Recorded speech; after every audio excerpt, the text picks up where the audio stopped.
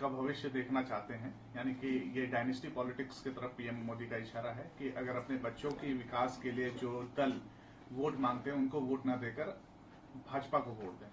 सीधे तौर पर उन्होंने बिगुल फूका है। आज प्रधानमंत्री जी के बिगुल, ये चुका हुआ बिगुल है। अभी तो हाल में भ्रष्टाचार के मुद्दे पे ही कर्नाटक हारा है। और रही बात प्रधानमंत्री जी, आपकी भाषा की गरिमा में लगातार गिरावट से परेशान है हम लोग। ये चिंता का विषय है। आप जुडिशियल आर्किटेक्चर का भी अपमान कर रहे हैं ना। कौन सा मुकदमा कहां टिका हुआ है, जरा उस पर भी गौर करिएगा। हम तो आपसे अपेक्षा करेंगे ना। क्या ये कहीं इशारा तो नहीं है कि पटना की बैठक के बाद जो खौफ आपके सर पे है, चेहरे पे दिख रहा है, आप उसके मद्देनजर सिग्नल दे रहे हैं ईडी, आईटी, सीबीआई को कुछ भी करो, सबको गिरफ्तार करो, जेल में डालो। प्रधानमंत्री जी, ये अपेक्षा नहीं है। बच्चों का भविष्य रोजगार में कितनों को दिया रोजगार? 2 करोड़ रोजगार प्रतिवर्ष पे आया था ना। बच्चों का भविष्य, उसके माता पिता महंगाई से उनको निकाल के ले जाए, क्या किया आपने? स्कूल की पढ़ाई बेहतर करो, गुणवत्ता, क्या है वो आपका रिपोर्ट कार्ड?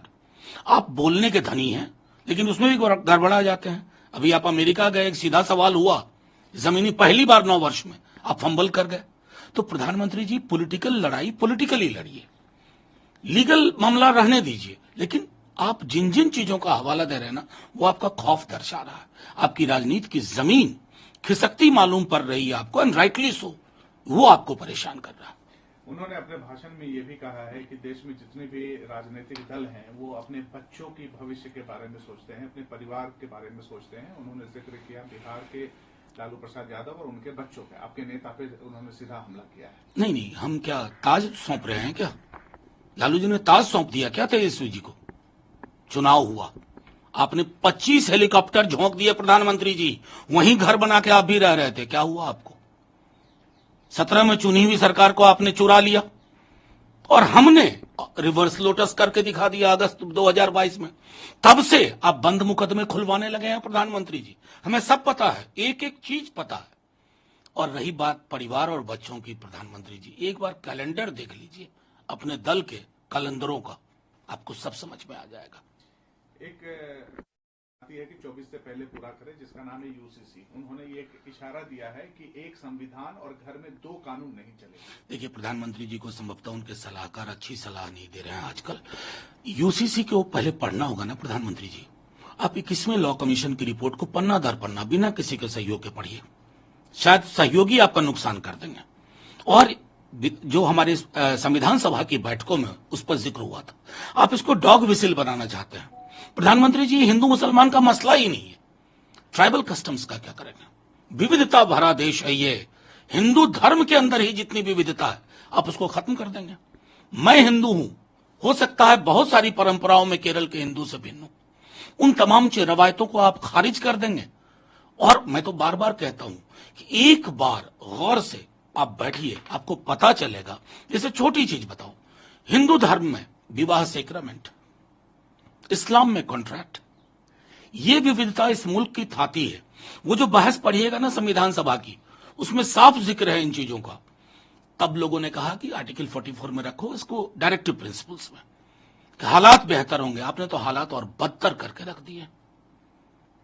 कौमों के बीच में, जातियों के बीच में, धर्मों के बीच में नुकीले दीवारें हैं, क्योंकि आप डॉग विसिल पॉलिटिक्स कर रहे हैं। यूनिफॉर्म सिविल कोड में आपकी दिलचस्पी सिर्फ इतनी है कि डॉग विसिल पॉलिटिक्स बरकरार रहे। बात जाइए, इनफ इज इनफ। आगामी सेशन आने वाला है, आपको लगता है कि ये मुद्दा उठेगा? नहीं, अगर पास करने का नौबत आए, नहीं, देखिए, हाउस में क्या होगा? मेरे हाउस में भी क्या होगा? लोकसभा में ह्यूज मेजोरिटी है और मैनेजमेंट ऑफ मेजोरिटी के राज्यसभा में उस्ताद लोग हैं। आप कर लो, किसान बिल पास कर लिया था ना, वापस लेना पड़ा था ना। यूनिफॉर्म सिविल कोड को जो कोई भी सिर्फ हिंदू मुसलमान के नजरिए से देख रहे हैं, वो इस कोड को समझ ही नहीं पा रहे हैं। और प्रधानमंत्री जी उनमें से एक, उनको लगता है कि इससे और एक मेजोरिटेरियन आइडिया को वो बलवती होगी।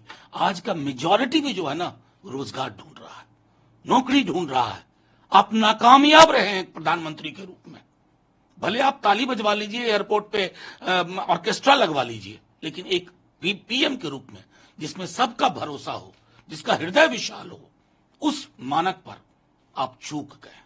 आप अपने पार्टी की तरफ से बोल रहे हैं कि विपक्ष का ये यूसीसी पे कमेंट है? ये मैं अपनी पार्टी की तरफ से कर रहा हूं। यूसीसी पर तो सब बैठेंगे तब ना बात होगी। और प्रधानमंत्री जी तो फैसला कोई भी ले लेते हैं।